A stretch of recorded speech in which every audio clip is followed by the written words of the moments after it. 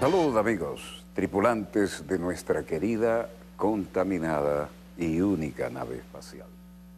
La misma que, desde la última vez que nos vimos por estos medios, ha dado otra vuelta sobre su eje imaginario y, por supuesto, sigue generando acontecimientos en pleno desarrollo. Y si no me ven formal, es que tuvimos algún trabajo de campo intenso e interesante, como fue el de hoy, que no es del caso mencionar. Y más interesante es lo de última hora respecto al energúmeno de la Casa Blanca, ¿no? No solo sigue calándose el lastre de la categoría de gente que eligió para sus puestos de confianza, sino que ahora hay una papa enorme y muy caliente en las manos. Paso a explicar. La Constitución de Estados Unidos es intrínseco que cualquier ciudadano estadounidense pueda andar con armas. Ahora, el nuevo desafío de la tecnología es las armas impresas. ¿Qué significa esto? Imagínense un fusil de asalto M16. Tal vez podamos mostrárselo, estamos bajando la imagen. Usted en una computadora imprime los relieves, los detalles exquisitos, como si estuviéramos en una fábrica de armamento, y luego eso se vacía en plástico, no cualquier plástico. Entonces, usted tiene todo el M16 menos la parte metálica. A eso se le agrega el tubo, el cañón, cerrojo y todas las demás partes, y usted tiene un fusil ametralladora de asalto fabricado en su casa. Esto ha generado tensiones, esto ha generado probablemente malestares de los que venden en forma normal y no con este asunto ilegal, pero el tema es, si Trump permite esto, no es que solo todo el mundo va a tener el arma como dice la Constitución, sino que van a tener fusiles de asalto, incluso las pandillas de adolescentes que se matan entre ellos cada tanto, ¿no? El tema no es menor, tampoco es el principal. Veamos los acontecimientos en pleno desarrollo y entremos a la materia. Hoy estuve en un trabajo de campo, así que vengo informal, pero las noticias son iguales.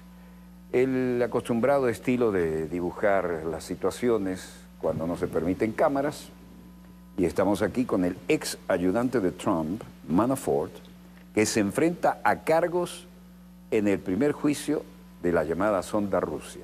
Otro escandalazo en el entorno de Trump. Esto es en Alexandria, en Virginia, cruzando el Potomac. Y Manafort, gerente de la campaña de Trump, está en el tribunal con abogados del distrito de los Estados Unidos tratando de defenderse. La cosa es fuerte. El juicio por fraude fiscal y bancario en un tribunal federal de Virginia representa la primera prueba de capacidad de Mueller para ganar una condena a un ex asistente de Trump. Otros 3 asesores, incluido el socio de negocios de Manafort, Rick Gates, se han declarado culpables y están cooperando con la investigación de Mueller para que le reduzcan la pena. Es decir, las ratas abandonan el barco porque hace agua.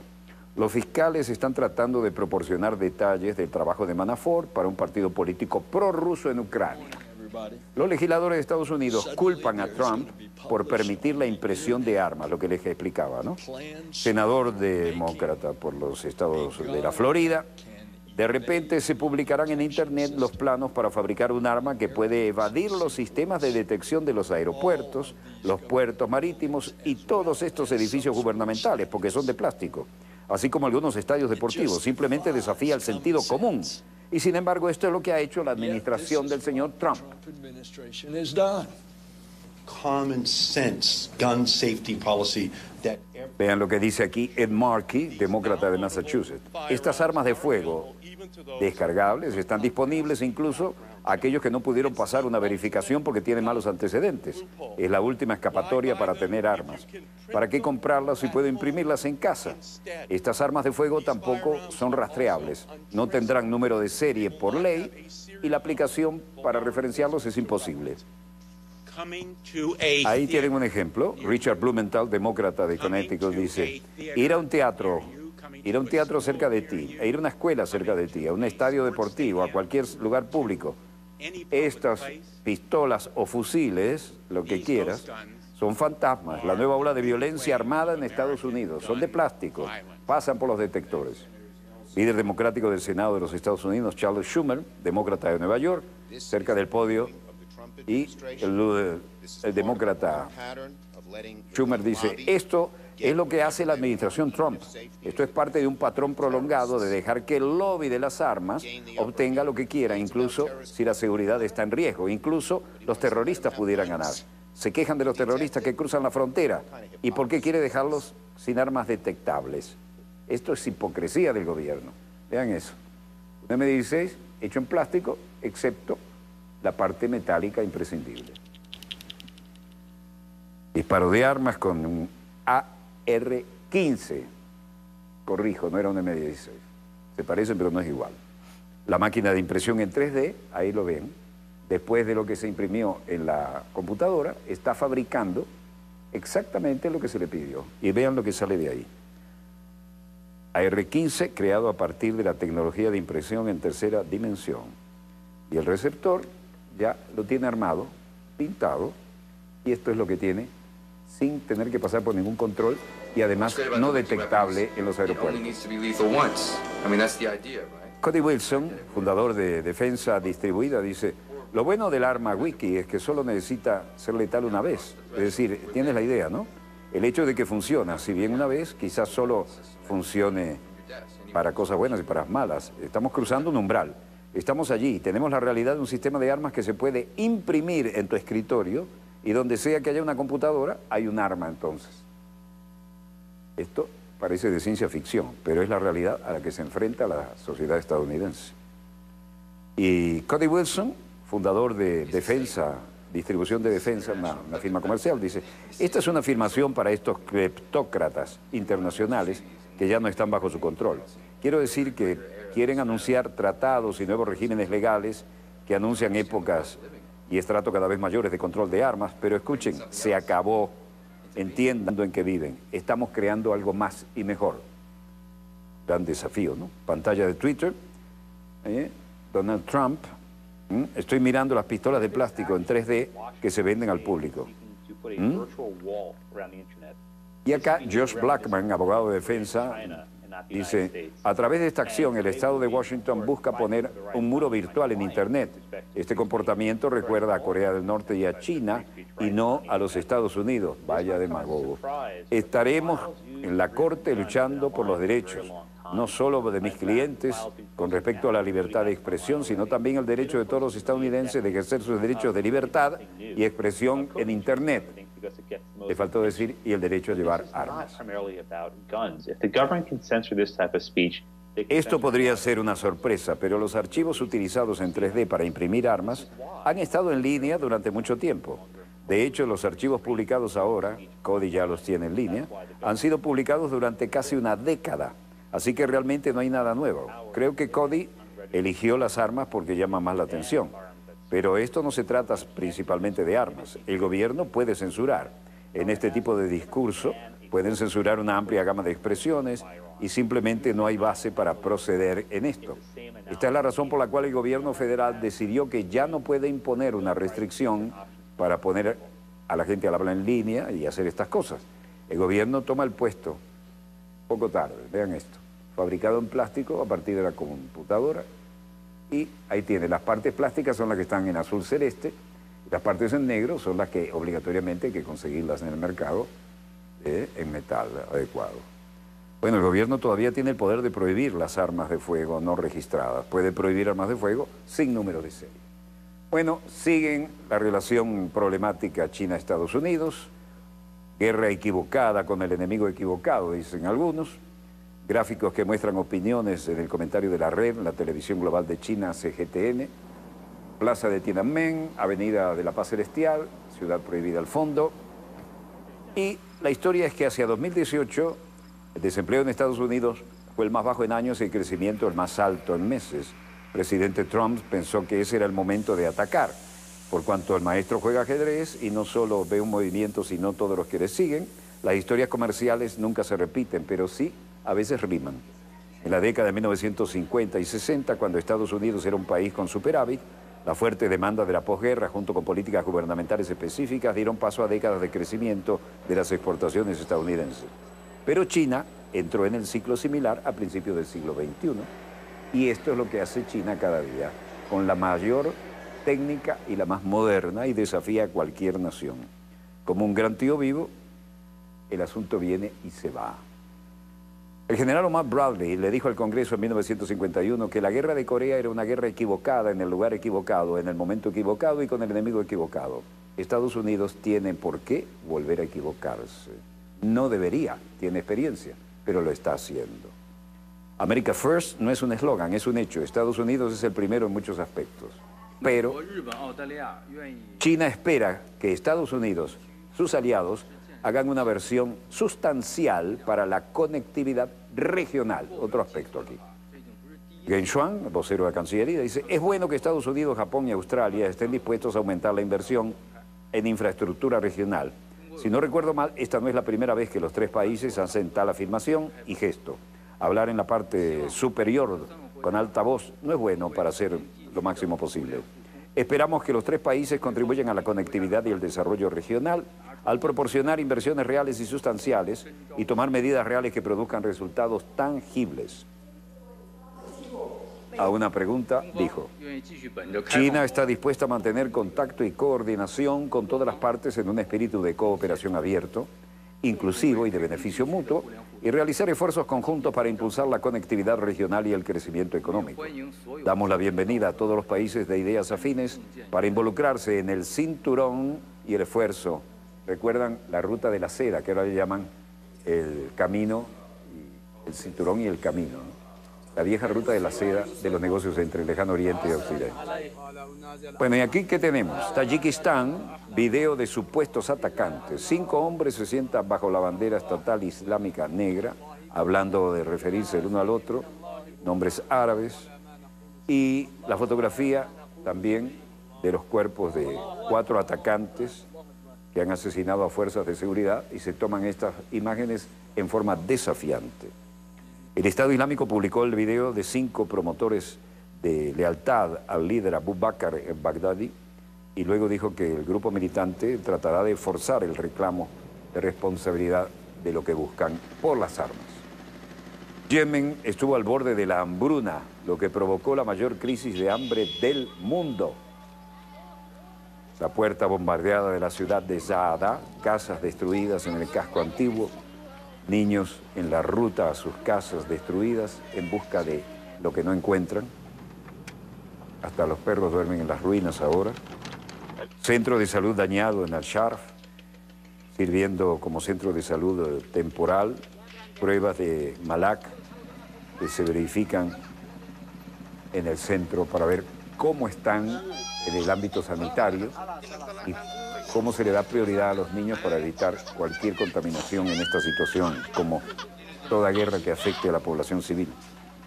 Malak recibe ayuda proporcionada por el Programa Mundial de Alimentos de Estados Unidos, PMA. Niños desnutridos allí, algunos severamente. Y un pescador de 43 años, Hodeida Abdullah, daba algunas declaraciones al respecto y decía: las mujeres están muertas de miedo. Cada hora vemos un avión y no sabemos si nos viene a bombardear o no. Los niños también están sufriendo el mismo cuadro. No miento, deseamos la paz y deseamos la seguridad.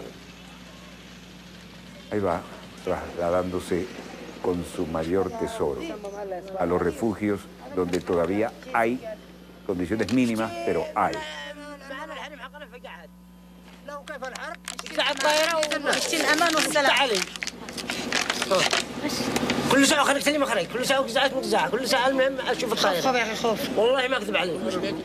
Ahí dice lo que les adelantamos en el texto, pero el malestar es evidente pese a la corrección con que actúan y gesticulan. Bueno, más que cualquier otra cosa, el pueblo yemení ahora necesita desesperadamente paz y estabilidad. Esto, en los puertos, van y vienen las toneladas de ayuda, los alimentos básicos, los granos.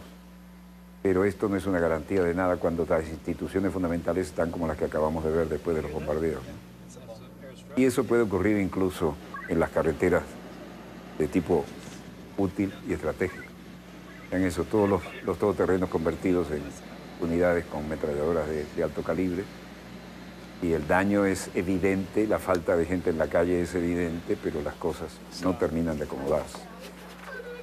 Las Naciones Unidas tratan de ayudar y algunos voluntarios se la juegan.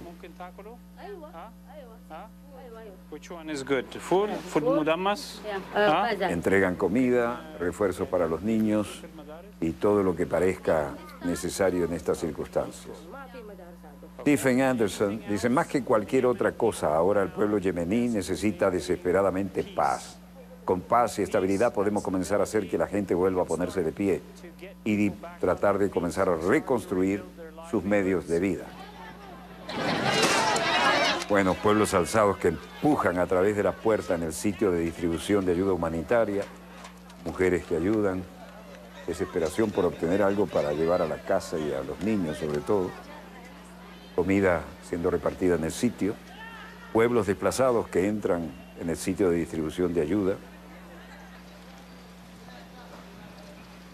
Al menos aquí se respetó el orden. Cuando se trata de mujeres funciona mejor y con menos agresividad aparente, porque saben que tienen que llevar algo a casa y a los hijos. Más allá de 8 millones de personas en Yemen viven ahora en extrema pobreza. Estamos ahora en la sucursal de las Naciones Unidas en Europa, ¿no? Se planean conversaciones con Irán, Rusia y Turquía sobre el panel constitucional de Siria. El portavoz de las Naciones Unidas, Réal Leblanc, dice: el enviado especial espera celebrar consultas formales con la República Islámica de Irán, la Federación de Rusia, la República de Turquía, a principios de septiembre en Ginebra para comenzar a finalizar el Comité Constitucional. Y Léjar Leblanc dice luego, la reunión vio intercambios útiles para la composición del Comité Constitucional en línea con los criterios descritos en la Resolución 2254, la declaración final de Sochi, como una serie de otros asuntos relacionados con el establecimiento y funcionamiento de un comité constitucional que lleve algo de esperanza y de tranquilidad a la gente. Los burócratas aburridos, ¿no? Más de lo mismo. El enviado especial de Naciones Unidas a Siria planea conversaciones con Irán, Rusia y Turquía, siempre para comenzar a finalizar la composición del organismo destinado a redactar la nueva constitución siria. Las fuerzas del gobierno sirio, ya que hablamos de esto, y sus aliados están cerca de capturar todo el suroeste. Intensos combates, como podemos ver.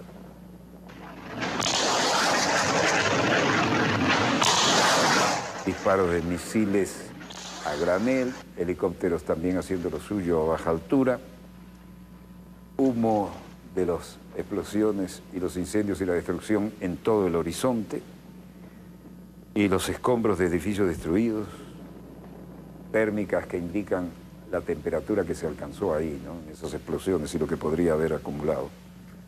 Tanques militares y vehículos con escrituras en árabe diciendo Estado Islámico. Fuerzas del ejército sirio tratan de mover sus tanques para poner un poco de orden, pero el caos es absoluto. Las fuerzas gubernamentales están a punto de apoderarse de la última parte del sudoeste de Siria, que aún se encuentra en manos de los rebeldes después de tomar el control de la frontera con los altos del Golán, ocupados por Israel, dijeron monitor de guerra y un medio de comunicación cercano que reporta a Damasco. La unidad de medios militares dirigida por Hezbollah, respaldada por Irán, que luchan junto a Damasco, dijo que el ejército sirio había asegurado toda la frontera con los altos del Golán. Las fuerzas gubernamentales adelantadas se han apoderado de todos los pueblos, uno por uno, en una facción afiliada al costo que vemos, ¿no? La destrucción. Facción afiliada al Estado Islámico, el ejército Khalid Ban al-Walid, que controla la cuenca de Yarmouk. Esto lo dijo el Observatorio Sirio para los Derechos Humanos a última hora, cuando recibimos estas imágenes de absoluta destrucción. Estos eran pueblos realmente activos, progresistas, y donde se intercambiaba mucho el comercio local y el internacional. Bueno, la consecuencia de toda guerra. Definitivamente hay gente que quiere cambiarle el mapa geopolítico al Medio Oriente de acuerdo a sus intereses. 15 personas muertas mientras hombres armados atacan el edificio del gobierno afgano. Esto es en Jalalabad, Afganistán. La calle bajo control, vehículos blindados, gente armada, comandos que no se dejan ver y autoridades que tratan de controlar la situación.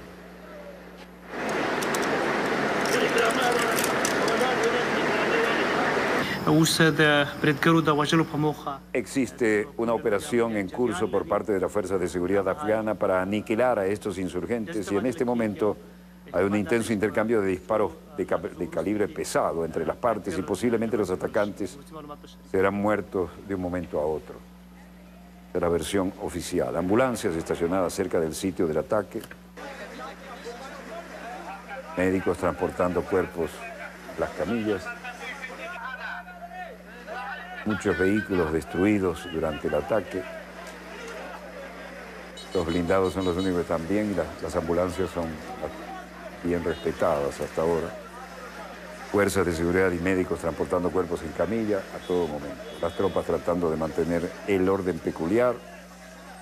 Y a menos 15 personas murieron el martes en la ciudad oriental de Jalalabad, en Afganistán, cuando hombres armados irrumpieron en el edificio gubernamental, atraparon a decenas de personas después que un suicida se inmoló en la entrada, dijeron funcionarios y testigos.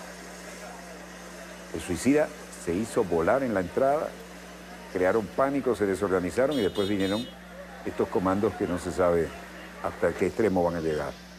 Después de varias horas durante las cuales se escucharon tiroteos y explosiones intermitentes, el portavoz del gobierno provincial, Ayatollah Khomeini, dijo que los incendios parecían haber terminado, pero no faltaban columnas de humo, a veces cerca y a veces lejos. Bueno, el mismo cuadro en la ciudad oriental afgana, explosiones y disparos. Jalalabad, Afganistán, humo de explosiones por todos lados, llamas en todas partes, policía armada en las calles, audios de permanentes disparos de armas automáticas, vehículos de policía conduciendo hacia los sitios de ataque y ambulancias tratando de colaborar, mujeres y niños que corren alejándose del sitio de los ataques,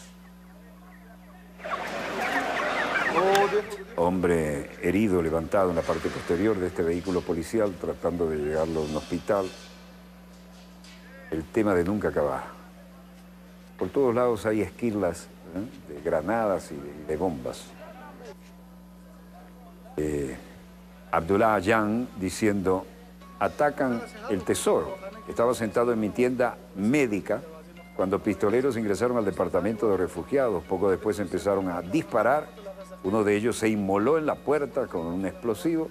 Vi a 2 personas heridas salir del edificio. Pero bueno, el shock. Todavía este problema está en curso. No se respeta nada. Había vehículos de policía incendiándose en la calle. Todo el mundo corriendo cuando se puede en las calles para ponerse a cubierto.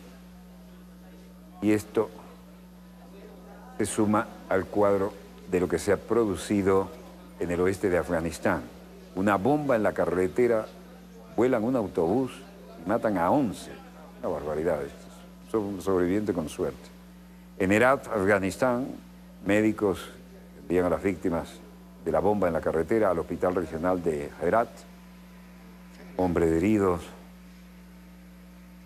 en todas partes. Y esta es la imagen de lo que está ocurriendo. Se nota el dolor y la tensión en la mano. Llevaba a una de las hijas de mi pariente a la provincia de Ramjan para recibir tratamiento médico, cuando de repente nuestro autobús fue golpeado por una bomba en la carretera de Faraj. No sé lo que pasó a la niña. No sé dónde está ahora. La traía como el responsable. Y miren en qué quedó la cosa. Las camas de hospitales ya no dan abasto. Víctimas. Y el portavoz del hospital regional de Herat, Mohammad Hafid Kirzad, después de atender a los pacientes, dijo, hemos recibido informes de que al menos 42 personas murieron o resultaron heridas en el último de los numerosos incidentes ocurridos en la carretera de Farah. Hasta ahora hemos recibido 30 víctimas heridas en nuestro hospital y otras víctimas serán transferidas a nuestro otro hospital lo más pronto posible. در حدود 42 تن از آن دچار کشته و زخمی شدند که از این جمله در حدود 13 تن به سمت ولایت هرات به شفاخانه اوزوی هرات منتقل شده. Bueno, el letrero que identifica el hospital de Herat, 650 hospitales regionales hay. Un total de 11 personas murieron, más de 30 resultaron heridas cuando otro autobús del oeste de Afganistán voló con una bomba escondida en la carretera. Un portavoz de la policía en la provincia occidental de Farah dijo que el accidente ocurrió, el incidente, eso no fue un accidente, ¿no?, alrededor de las 4:30 de la tarde en la provincia de Farah, en la carretera entre la ciudad de Herat y la provincia de Helmand, en el sudoeste de Afganistán. Las víctimas están siendo atendidas en el hospital regional de Herat, donde uno de los heridos dijo a Reuters que no pudo encontrar ni siquiera a sus parientes más cercanos. Es brutal lo que está aconteciendo ahí y es un verdadero desastre lo que están ocurriendo ahí, porque el asunto no es solo entre combatientes, es la cantidad de bajas brutales con víctimas que son civiles, mujeres, niños. Es monstruoso esto. No tenemos, eso es lo que se está viviendo allá. No tenemos mejores noticias, pero fíjense cómo tenemos que valorar lo que tenemos nosotros, los que vivimos acá, y cómo hay que preservar esto, ¿no? Porque allá hay manos metidas hasta el codo por intereses geopolíticos, pero aquí, donde tenemos la mayor reserva petrolera del mundo, hay muchos más intereses y muchos traidores cercanos, con todo el apoyo del tipo que sea, incluyendo las cantidades de dólares que necesiten. No veo, bueno, sí, hay uno que coincide con una noticia que acabamos de darles, pero los demás van por detrás de lo que les hemos informado. Todavía no han llegado ahí. Vamos a hacer un breve corte, vamos al segundo segmento de este programa y volveremos con más acontecimientos en pleno desarrollo. No se muevan, ya volvemos.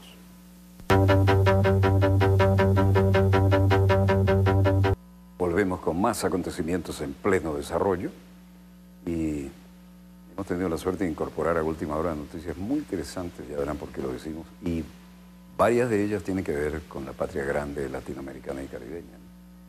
Pero comencemos por el gobierno de Macron, que las tiene un poco difícil en Francia, ¿no?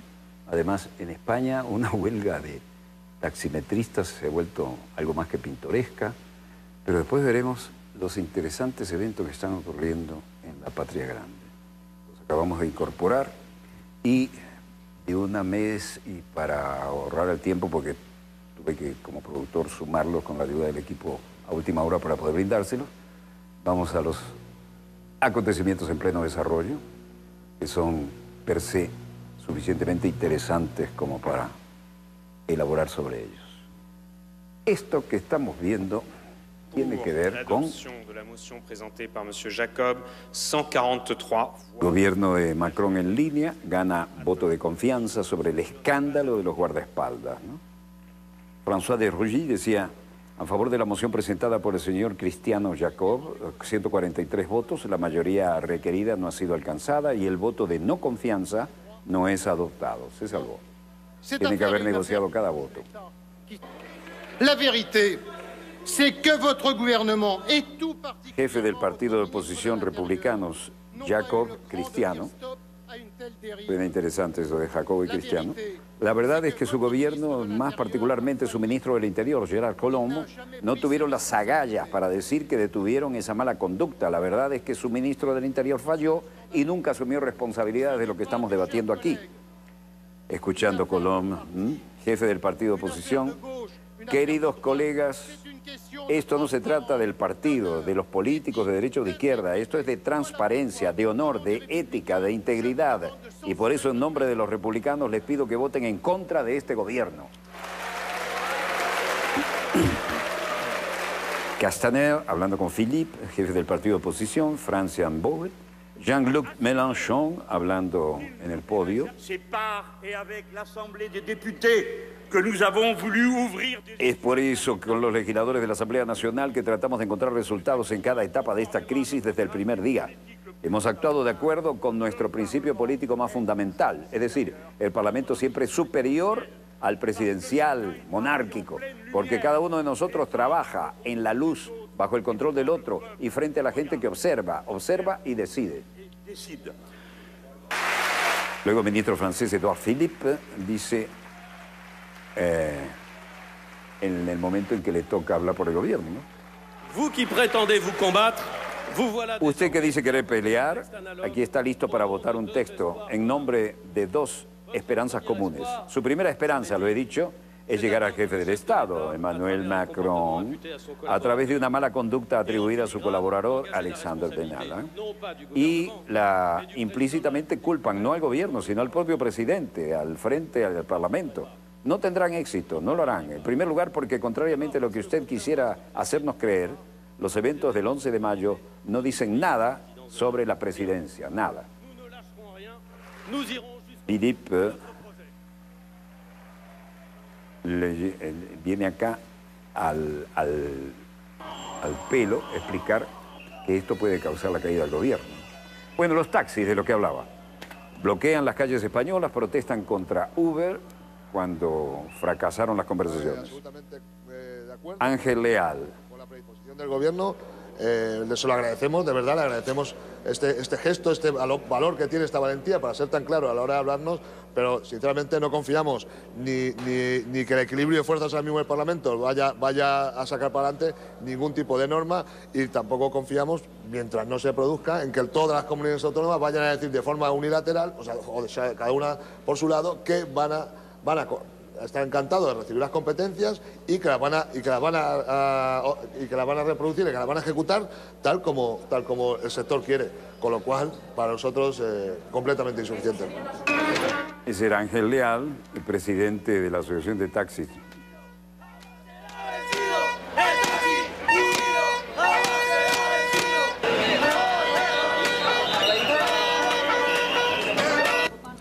Bueno, nos ha gustado el tono en que el Ministerio ha recibido a la totalidad del taxi de España. Lo primero que nos han anunciado es que hay una auténtica injusticia en la calle, en la situación en la que el taxi está viéndose empujado por los últimos acontecimientos. La situación ahora mismo son conscientes de que es una situación seria que requiere de medidas urgentes, pero a la vez medidas definitivas.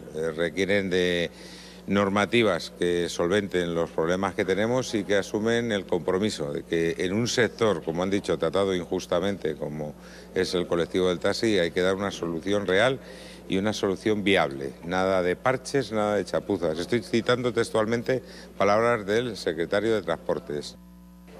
Están hablando todos los líderes de los sindicatos de taxistas, ¿no? Lo que dice la ley, y concretamente en el artículo 48, viene a decir que debe haber una autorización de vehículo de arrendamiento por conductor por cada 30 taxis. Ese porcentaje es totalmente alejado de la realidad. En Madrid existen 4.308 autorizaciones frente a 15.723 taxis. El porcentaje de lo que estamos hablando se aleja mucho del 1,30. ¿Qué formas hay? Pues desde la misma... a la hora de renovar esas autorizaciones que se hace cada 2 años, pues en ese visado todo lo que rebase ese porcentaje del 1,30 pues se puede dejar perfectamente en suspenso o no habilitarla para que pueda seguir prestando servicio todo aquello que supere el 1,30. Lo decía el presidente de la Asociación de Taxis, Julio Sanz. Y la historia es que en las carreteras los taxistas españoles bloquean las principales rutas, incluyendo la Gran Vía a Barcelona. En Chile, un fiscal obliga a la Iglesia Católica a renunciar a sus secretos. Esto no tiene precedente, creo yo. Exterior de la oficina del fiscal provincial, logotipo de la oficina del fiscal provincial. Y el fiscal provincial de Chile, Emiliano Arias, que tuvo las agallas de tomar esta decisión, declara. Sí. No puedo referirme en concreto a qué cosa, a qué expediente o en qué incautación, pero hemos encontrado indicios de destrucción de documentos. Y eso, además de ser indiciario de encubrimiento, en sí mismo eso sí que es delito. Eso podría ser un delito de ocultación o destrucción de información. Bueno, este es todo el equipo de investigación de la oficina del fiscal que acabamos de oír y vuelve a la carga y aclara ante las cámaras cómo se está gestionando esto. Debiera estar la misma carpeta, porque hay una carpeta y denuncia. Sí, la otra ya tiene investigación. Hay que ver que quizás esas mismas 23 van a coincidirnos con las 46. ¿Cuándo nos muestra el clon? Que mi ideal sería poder atribuir responsabilidad penal al encubridor, encontrar al encubridor. Ese es el ideal en la organización. Importante, sí, también va a ser sancionar al culpable del abuso sexual, el abuso sexual en concreto, dar protección a las víctimas, dar confianza, por cierto. Pero el encubridor, en este caso, además, es aquel que ha posibilitado que estos delitos se sigan cometiendo. El escandalazo de la pedofilia de los representantes de la Iglesia, vergüenza mundial, y no es allí solo. Catedral Católica de Santiago, obispo, cardenal Ricardo Ezzatti, llegando a conferencia de prensa. Fiscal provincial de Chile, Emiliano Arias. Esta indagatoria estarían protegidas por un secreto, que es el secreto pontificio. ¿Ya? Entonces nosotros acá, yo interpreté esto como una negativa precisamente a la entrega, que era una negativa. Y se agregaba que tenía que solicitarlo a través de una carta rogatoria. Entonces eso en realidad es una negativa, sobre todo tratándose de casos de esta gravedad. Que no estamos hablando de una estafa ni de un hurto, estamos hablando de delitos contra menores de edad. En consecuencia, la urgencia de este caso no me permitía esperar razonablemente el plazo de una carta rogatoria, por lo que ahí decidí solicitar las diligencias de allanamiento. Bueno, las autoridades llegando a las oficinas correspondientes, esto no tiene precedentes y este fiscal no tiene ningún pelo en la lengua y le está dando con todo a estos corruptos responsables de abuso de menores y una cantidad de porquerías indescifrables. Los carabineros apoyando y un fiscal que se puso los pantalones. Y esto no termina aquí, esto recién comienza. Por ejemplo, ya se encuentra en prisión preventiva un sujeto que igual tenía una autoridad bastante importante al interior de la Iglesia. Él era el canciller del arzobispado de Santiago. La verdad que es bastante importante aquello, que era aquel abuso de poder o aquella impunidad de que él se encontraba revestido, porque los delitos los cometió él durante 16 años, del 2002 al 2018, abusos reiterados contra menores, precisamente amparándose en esta impunidad, amparándose en la impunidad que le daba el cargo y amparándose en la impunidad de la conciencia de que si denunciaban en sede canónica, en realidad nada pasa. Muy bien, denunciando en sede civil, esto es lo que pasa.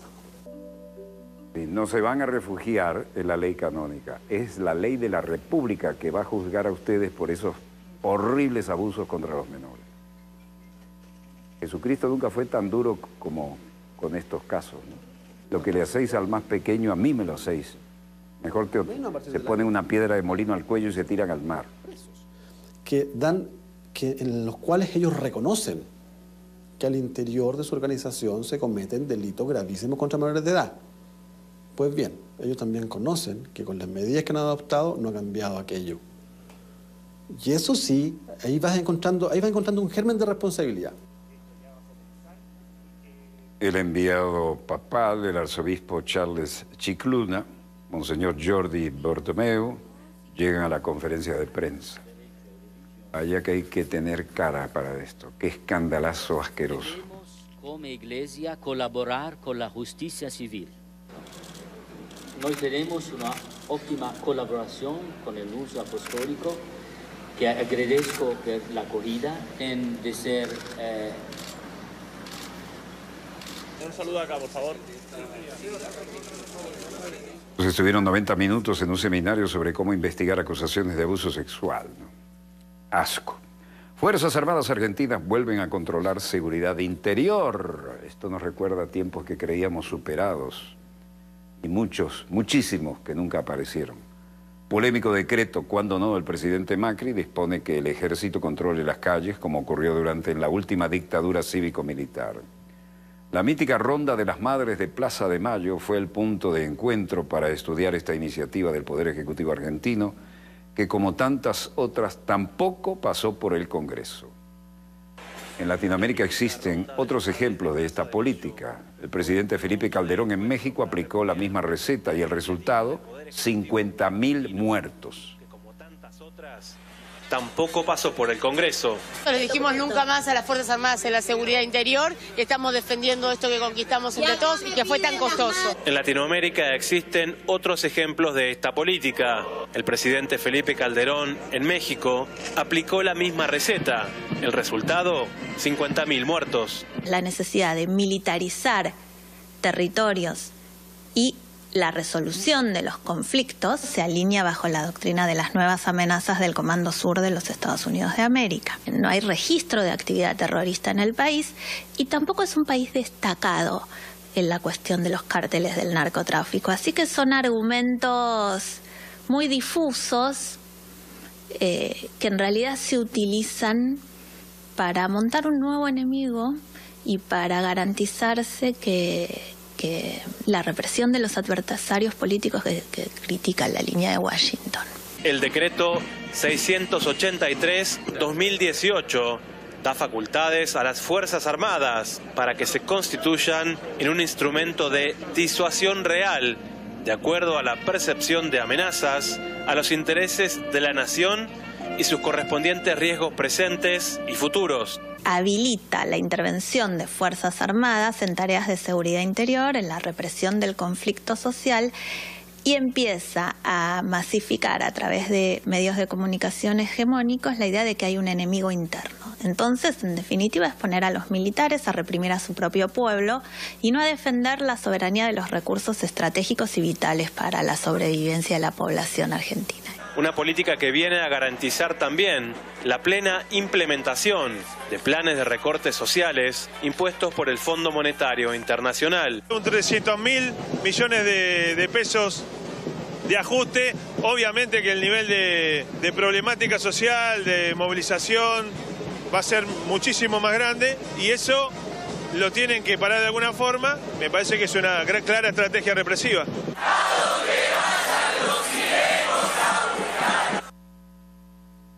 Bueno, el paquetazo neoliberal en pleno desarrollo y con un Macri. Bueno, exigen justicia para Santiago Maldonado a un año de su muerte.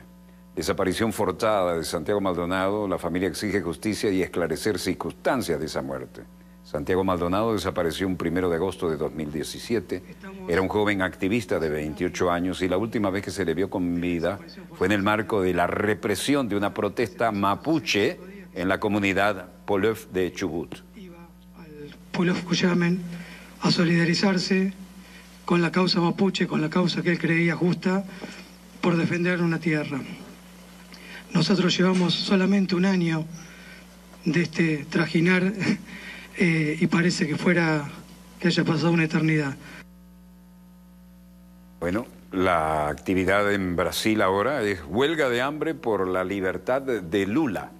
6 militantes del movimiento sociales brasileños comenzarán una huelga de hambre para exigir la libertad del expresidente Ignacio Lula da Silva.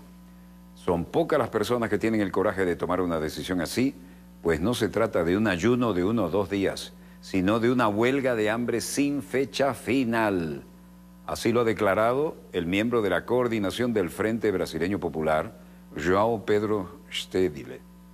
El activista ha aclarado que ninguno de los huelguistas es suicida, aman la vida y quieren vivir, pero han insistido en que si tras días de ayuno se puede o llega a ocurrir algo grave con alguno de ellos, no serán ellos los culpables y responsables. El ayuno, según dice Stedile, es peligroso. China dona al ejército boliviano nuevos equipos militares. Compañero Evo aquí presente, y el lote está compuesto de 10 vehículos de transporte de personal, 536 visores nocturnos, 4 purificadores de agua, 10 cisternas de agua para uso militar y apoyos de rescate. Y el ceremonial oficial de la entrega, celebrado el lunes en La Paz, la capital boliviana, ha acudido a las autoridades del alto mando del país, entre ellas el presidente Evo Morales y el ministro de Defensa Javier Zabaleta. El embajador de China en Bolivia, Liang Yu, Ha destacado la importancia de los vínculos estratégicos entre La Paz y Pekín, mientras ha subrayado la voluntad de las dos partes para profundizar los nexos. Una cooperación. México. Twitter. ¿Por qué los zapatistas no apoyan a Andrés Manuel López Obrador, el primer presidente de izquierda del país? Excelente pregunta. Y Manuel López Obrador es amigo de este programa y estamos con él solidariamente. ¿Por qué los zapatistas no apoyan a Manuel López Obrador, el primer presidente de izquierda del país? Contundente ese tuit. Bueno, el hecho es que obtuvo López Obrador un histérico respaldo de las crecientes elecciones presidenciales, pero su contundente victoria no convence al EZLN. Aquí, González Guillén, heliodóptero. Interesante esta categorización. Las mentiras sobre mí, en su rueda de prensa, le dice Álvaro Uribe, no es insostenible. No le sirven para amedrentarme ni para callarme. Y por más que hayan actuado con videos, seguiré adelante. Y Netanyahu anuncia que viaja a Colombia por la asunción del nuevo presidente para estrechar lazos. Bueno, ya está ya, ¿no? El asunto es que hay mucho más detrás de eso. Por ejemplo, el armamento. Netanyahu anuncia que viaja a Colombia por la asunción del nuevo presidente, pero el primer ministro del régimen israelí asistirá a la ceremonia de investidura de Iván Duque, que se celebrará el 7 próximo del mes de agosto. Se trata del segundo viaje de Netanyahu a Colombia en menos de un año. Hay mucho contrato ahí debajo. Después de que en septiembre del año pasado hizo una gira por Latinoamérica que lo llevó también a Argentina y México. Al respecto, el subdirector para América Latina del Ministerio de Exterior israelí, Modi Efraim, hizo algunas señalaciones. ¿Cuáles son? Bueno, Efraim también habla del futuro mandatario colombiano como un amigo íntimo y que ha resultado de la importante reunión de Duque y Netanyahu para las relaciones mutuas entre ambas partes. El diplomático israelí ha recordado que Duque, durante su campaña electoral, mencionó que consideraría trasladar la embajada de Colombia a la ciudad palestina de Al-Quds, Jerusalén, para mantener las mejores relaciones posibles con Israel. Esto algunos no lo entendieron claro. Netanyahu espera reunirse con los líderes y que asistan a la ceremonia de investidura de Duque. Bueno, Lechuguín nos cuenta, alerta Venezuela, el sistema de defensa de Colombia ya ha sido adaptado a los parámetros de la OTAN. Semanas y sistemas de defensa en comunicaciones de Colombia ya han sido puestos en cintura por la Organización del Tratado del Atlántico Norte, OTAN. Durante su programa, el periodista José Vicente Rangel aseguró que la incorporación de Colombia a la OTAN representa un inminente conflicto bélico en la región porque los elementos disociadores de la paz continúan en el poder. Detalló que la nación neogranadina se encuentra preparada para iniciar o combatir cualquier confrontación en materia de ejércitos aliados y tácticas. Todos los sistemas operativos, comunicaciones, defensa aérea, helicópteros, drones, radares, operaciones especiales y hasta raciones de comida y municiones vienen de la OTAN. Bueno, acá hay un gran amigo cuyo triste final todavía lamento. Se conmemoran 37 años de la muerte de Omar Torrijos Herrera. Fue un militar ejemplar, político panameño, nacido en la provincia de Santiago de Veraguas, 13 de febrero de 1929, y muerto en Panamá, asesinado el 31 de julio de 1981. Era un caudillazo que siempre estaba junto a su pueblo, educado en los Estados Unidos militarmente, pero siempre en pro de la paz y de la justicia. Y en ese sentido, una vez ratificados los nuevos acuerdos del Canal de Panamá por el plebiscito y por el Senado estadounidense, Omar Torrijos cumplió lo que había prometido. En agosto del 78 nombró presidente de la República de Panamá y hasta entonces ministro de Educación, Arístides Royo, y el 11 de octubre ordenó la retirada de los cuarteles de la Guardia Nacional para dejar el gobierno en manos de civiles, después de que Torrijos se reservó el único cargo, el de comandante en jefe de la Guardia Nacional. Un verdadero héroe y mártir. Aunque Torrijos siguió ostentando el liderazgo del régimen, fundó el Partido Revolucionario Democrático Panameño y se dedicó cada vez más a la política exterior. Así se convirtió en árbitro consejero de numerosos asuntos vitales de las relaciones exteriores panameñas, en los que el más destacado fue el apoyo prestado a los sandinistas en 1978 y 79 para derrocar al régimen dictatorial de Anastasio Somoza en Nicaragua. Torrijos fue el creador de la llamada diplomacia telefónica en Iberoamérica y ejerció un poder muy carismático sobre la izquierda latinoamericana. Algunos dirigentes del tercer mundo le instaron a que disputase con su amigo, el presidente cubano Fidel Castro, el liderazgo del Movimiento de los No Alineados, organización en el que él tuvo una gran influencia por derecho propio. Torrijos murió en julio de 1981, víctima de un accidente entre gigantescas comillas. Eso no fue un accidente, porque el otro presidente progresista también murió en un accidente de aviación y estaban jugando parejito. Ahora, yo recuerdo algo en los momentos más difíciles, cuando era inminente una invasión estadounidense a Panamá.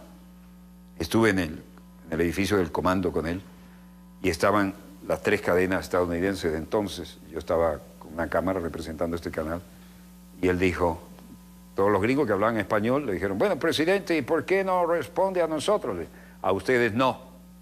¿Y por qué a el señor este? Porque este señor Walter Martínez de Venezuela no corresponde al club de la desinformación, como si todos ustedes. Me dio la exclusiva a mí delante de todo ello y no les declaró a nadie. Eso es algo que no se olvida, ¿no? Pero lo más terrible, cuando volví a Panamá y fui a visitar el edificio de aquel comando para recordar su memoria, no existía. Y las famosas casitas y los barrios de casas de madera que eran la postal de Panamá, todo borrado del mapa. Pero incluso el edificio del comando, con aquella gigantesca escalera de mármol, nada. Tierra arrasada. No quedó nada. ¿Por qué? Porque se volvió nacionalista y dejó de recibir órdenes de los gringos. Si lo hubiera hecho como todos los anteriores, no habría ningún problema. Como decía aquel descarado presidente estadounidense, el canal de Panamá es nuestro, nosotros lo construimos y nos pertenece a nosotros y chao, no puede ser de nadie más. Lo dijo un poco más tajante, pero ahí vamos. Bueno, donde quiera que se encuentren de ese lado del receptor, muchas gracias por permitirnos estar allí con ustedes. Ha sido un día intenso de emociones, de trabajo, y esto de recordar a Torrijos realmente me llegó de cerca, porque también estuvimos cerca. Nos pasó un dato y dijo, váyanse, porque ahora sí vienen con todo, y nos salvó la vida, al camarógrafo y a mí. No se queden. Bueno, aquello fue tierra arrasada, y probaron allí tácticas de tierra arrasada como nunca se habían visto en América Latina. Verdadero crimen. Bueno, donde quiera que se encuentren, de ese lado del receptor, gracias por permitirnos estar allí con ustedes. Les habló Walter Martínez, productor y conductor de Dossier, el programa decano en todo el hemisferio occidental de la información internacional vía satélite. Disponga usted de las cámaras, señor director.